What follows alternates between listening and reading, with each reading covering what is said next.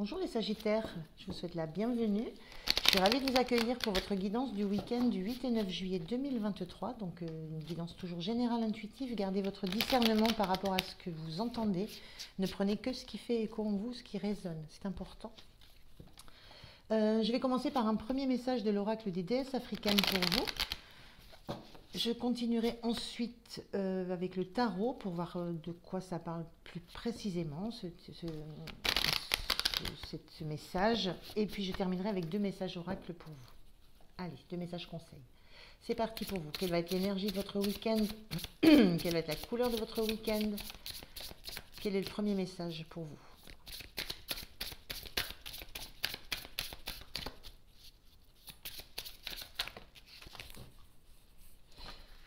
Alors, j'ai deux messages.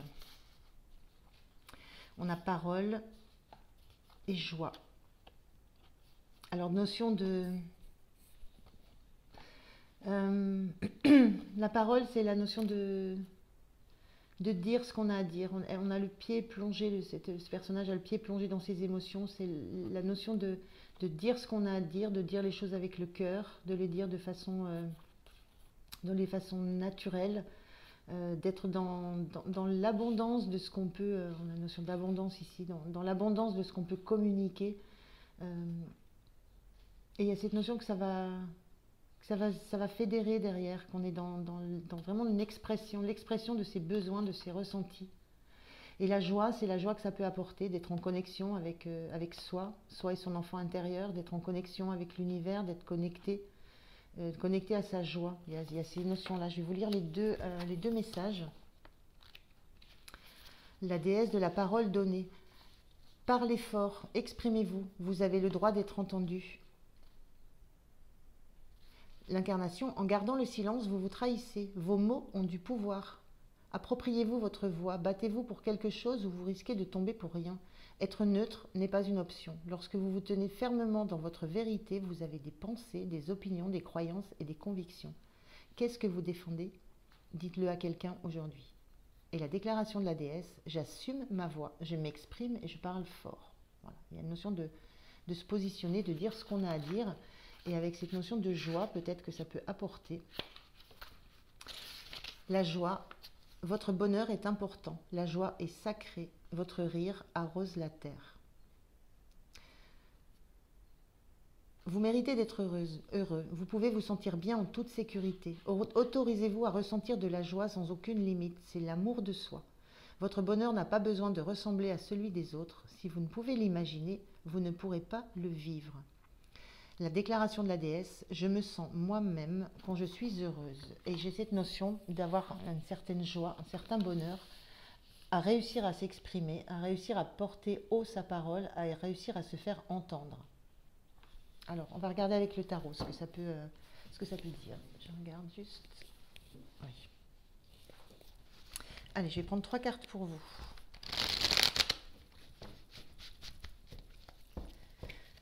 Allez, 3 cartes pour les Sagittaires.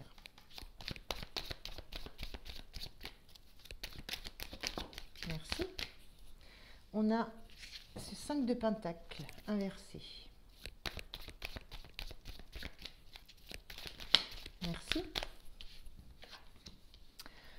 Ce 2 de bâton inversé.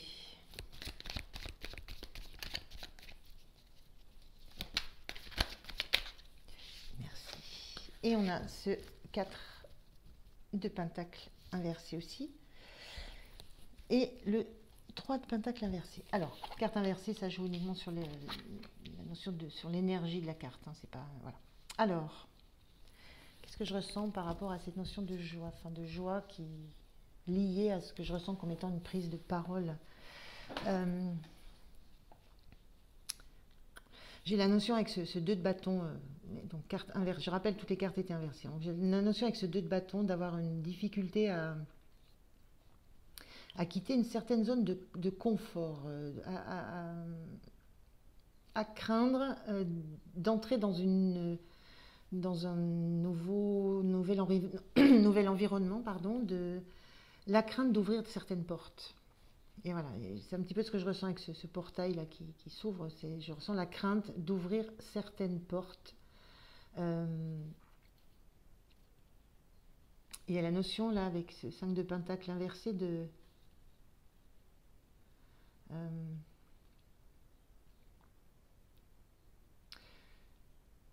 peut-être de craindre ce qu'on va vous apporter, de craindre ce qu'on va vous amener.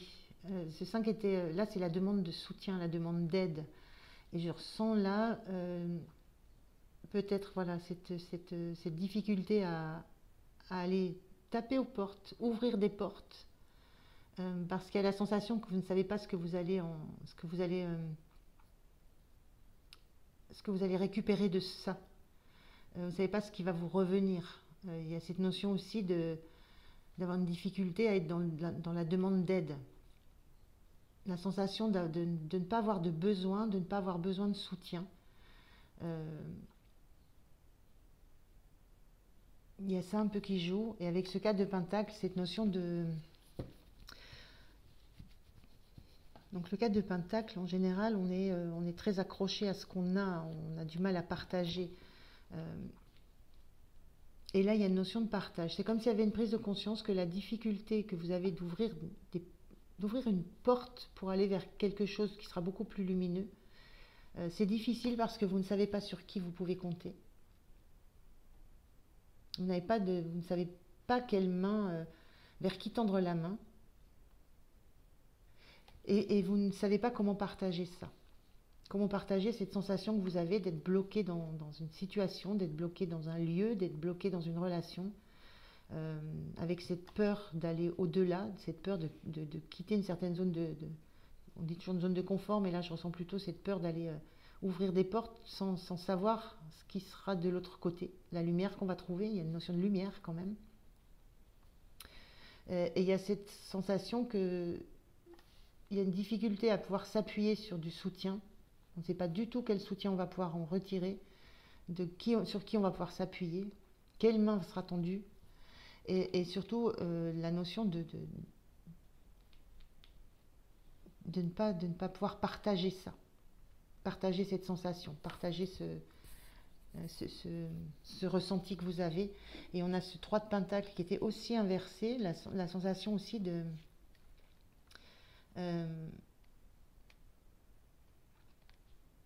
peut-être de ne pas savoir comment aborder les choses. Là, on a un ouvrier, enfin même pas un ouvrier, un bâtisseur là, qui construit, et on voit c'est la construction d'une cathédrale, donc c'est énorme. Donc la sensation que le travail est énorme et que peut-être la sensation de ne pas savoir par où commencer, par quel outil prendre, quel détail commencer à attaquer, comment continuer cette construction. C'est quelque chose qui est en cours, mais il y a la sensation de ne pas trop savoir concrètement quoi faire, quelle action mettre en place pour poursuivre le travail. Il y a un petit peu de cette notion-là. On va voir comment vous vous sentez.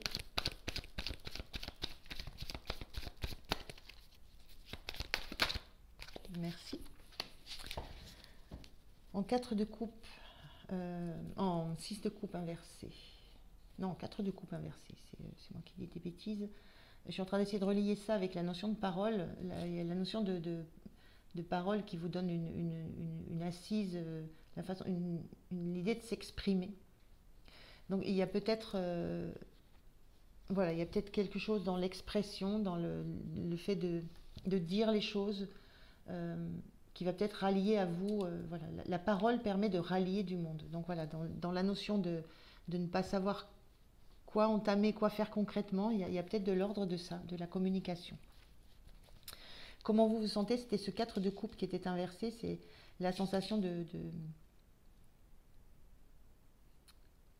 plus pouvoir rêver, de plus pouvoir projeter quelque chose. On a ici le 8 d'épée. Le 8 d'épée, c'est les peurs intérieures, les fausses croyances qu'on peut avoir, le fait qu'on se croit, on se pense enchaîné, on pense qu'on n'a pas de solution, alors que le bandeau qu'on a sur les yeux, on a nos mains libres pour pouvoir l'arracher et s'apercevoir qu'on peut forcément sortir de ce cercle d'épée. C'est les croyances, les peurs qu'on se fait à soi-même. C'est la carte classiquement de l'auto-saboteur, puisqu'on peut tout à fait se libérer, mais il y a cette sensation d'être prisonnière, prisonnière d'un mental, prisonnière de croyances. On se sent limité dans des communications, dans des prises de décision, alors qu'on ne l'est pas. Il y a cette sensation-là. Et cette sensation un petit peu de se sentir prise au piège, prise dans des fausses peurs, ça renvoie à l'idée de ne plus s'autoriser à voir de la beauté dans ce qui peut arriver, en fait, de s'interdire de rêver à des opportunités, de quelque chose qui relève de ce qu'on a vraiment envie.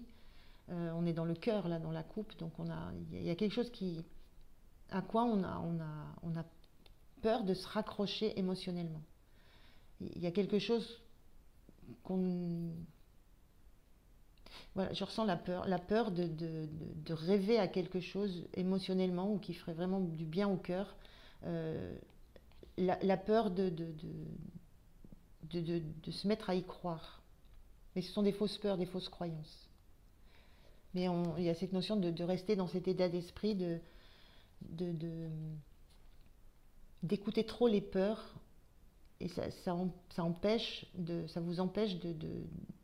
pouvoir vous projeter sur quelque chose de bon qui pourrait vous être apporté. Ça peut être aussi la notion de sentir la peur de pouvoir être blessé. Dans les épées, on est quand même dans du dur, dans du mental, dans quelque chose qui peut être blessant. Donc il y a cette notion de craindre, d'espérer quelque chose, et c'est lié à des peurs intérieures. Ce n'est pas lié à une réalité. Le point de soutien pour vous. Quel est le point de soutien? Merci. Comme ça, je vais la prendre comme ça. Le point de soutien, c'est le 3 de coupe inversé et on a ce 7 d'épée. Ce 7 d'épée, c'est pareil, c'est une carte qui parle de crainte, d'angoisse. On a toujours besoin de choses qui ne sont pas dites. Ça parle de... On est dans l'épée encore, on est dans le mental, dans la communication. Il y a une notion de communication qui ne sont pas claires. La notion de toujours devoir regarder dans son dos, de méfiance, de trahison.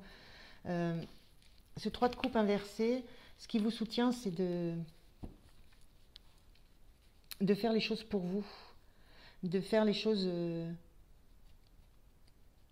Il y a cette notion de ne pas s'appuyer sur un réseau amical, sur un réseau relationnel.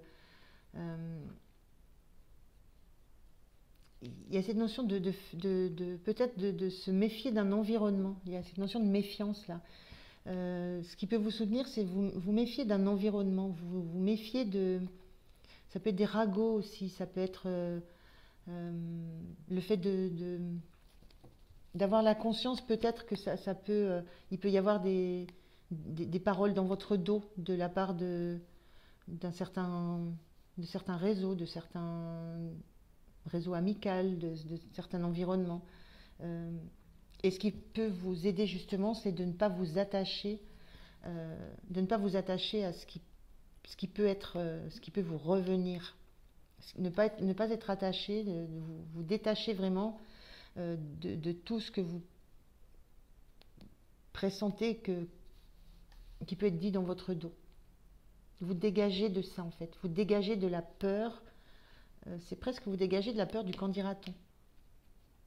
Voilà, faire les choses en fait pour vous, ça ne vous concerne que vous, que vos rêves, que ce que vous avez envie de recevoir comme cadeau émotionnel, relationnel. Le qu'en dira-t-on, parce qu'il y a vraiment cette notion-là, le qu'en dira-t-on, voilà, vous laissez de côté ce que vous pourriez avoir ou pressentir comme retour plutôt négatif d'un entourage. Le point de vigilance, pardon. Quel est le point de vigilance pour vous?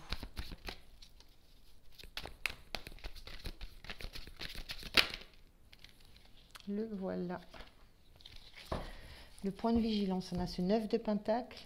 Donc en point de vigilance, il va être passé comme ça. Et on a le cavalier de pentacle inversé, il va passer comme ça. Donc le point de vigilance, c'est prenez le temps de passer, d'aller lentement. Prenez le temps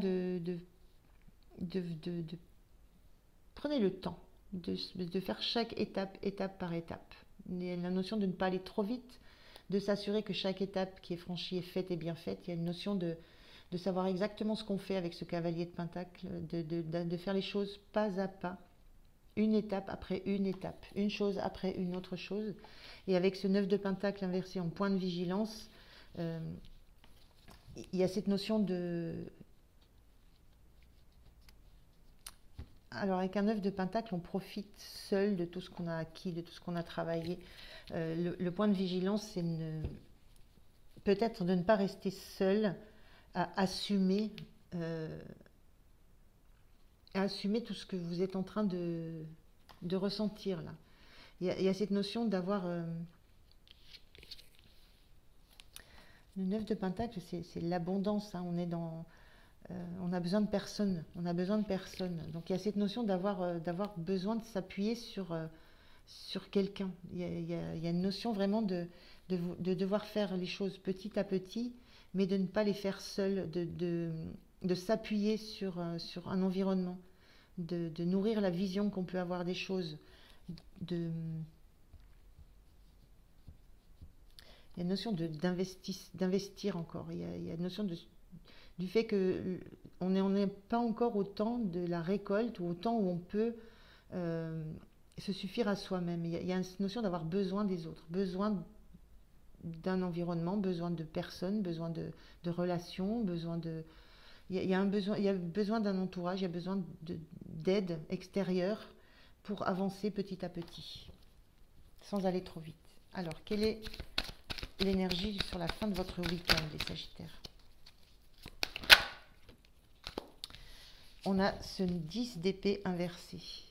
Vous commencez à lâcher l'idée d'avoir été... le 10 d'épée, on est blessé, on arrive en fin de cycle. Le 10 d'épée inversé, on n'est encore pas à la fin du cycle, on n'est encore pas à la période où on sort de tout ce qu'on a pu subir comme affront, comme douleur, comme communication pas bienveillante, comme trahison, comme doute. Il y a cette notion d'avoir encore du chemin à faire pour accepter. En fait, c'est accepter toute une histoire. Toutes ces 10 épées, c'est l'histoire de communication, de trahison qu'on a pu avoir. Il y a cette notion de sentir qu'on approche de la fin de ce qu'on subit, de la fin de ce qu'on comprend aussi, qu'on a pu vivre. Mais on a ce 5 de bâton inversé. Il y a une notion de conflit qui s'arrête. Il y a une notion de conflit, certainement conflit intérieur, peut-être, qui s'arrête par rapport à ce que vous percevez de ce qui a été très douloureux, de tout ce qu'on a pu vous planter comme épée dans le dos. Il y a cet apaisement. Je ressens un apaisement par rapport à ça. C'est pas le bout, mais il y a un certain apaisement par rapport à cette sensation d'avoir eu beaucoup de souffrance, beaucoup de douleur mentale, beaucoup de charge mentale aussi. Il y a quelque chose de ça qui commence à s'apaiser. Ça commence. On n'est pas au bout du cycle, mais ça commence. Donc voilà pour vous, les Sagittaires. Je vais prendre deux messages conseils. Message de votre ange.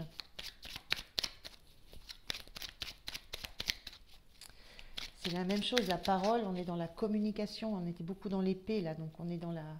Il y a une notion de communication et certainement que ces communications vont finir par amener cette joie que vous attendez. Voilà. Mais pour l'instant, c'est encore dans le process, il y a encore tout un parcours à faire.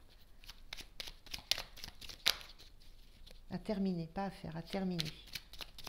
Allez, un message de vos anges pour vous. Je l'ai vu. La bienveillance. La bienveillance. Sois à l'écoute des sentiments et des désirs d'autrui. Quelqu'un a besoin de ton amour. Une seule pensée d'amour lui suffira. Je pense que c'est pour vous ça. Soyez bienveillant, bienveillante envers vous-même. C'est un message de vous à vous. C'est pour vous ce message. C'est comme ça que je le ressens. Allez, un dernier petit message conseil des portes magiques de l'univers pour vous.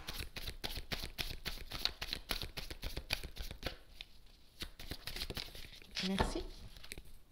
Alors, que vous dit l'univers? Deux messages, on y va. On a les secrets de l'amitié. Entouré d'amis, vous rayonnez la joie qui nourrit la réalisation de vos désirs. Et cette notion, il y avait cette notion ici de ne pas rester seul, hein, de vous entourer. Par contre, entourez-vous des bonnes personnes. Voilà, donc il y a cette notion de la réalisation de vos désirs, ça passera par un soutien concret, matériel d'un entourage, donc d'amis. Mais attention au choix. Et on a le maître de l'œuvre. Le courage et l'énergie sont vos outils enchantés pour bâtir la vie de vos rêves. On sent là, hein, qu'il y a besoin de ce courage, il y a besoin de cette énergie parce qu'il y a eu il y a un vécu qui est lourd, on a une notion de rêve et on a cette notion d'avoir besoin de ressources. On est dans du denier. Ici, on est dans du denier. Il y a cette notion d'avoir besoin de ressources intérieures et de ressources extérieures. Et ça, vous savez où aller les chercher. Voilà les Sagittaires, je vous remercie de m'avoir écouté. Je vous souhaite un très bon week-end. Pensez à liker, à commenter, à vous abonner. Ça fait vraiment très plaisir. Et puis ça permet aussi à la chaîne de continuer à vivre. Voilà, merci beaucoup à vous. À très bientôt. Au revoir.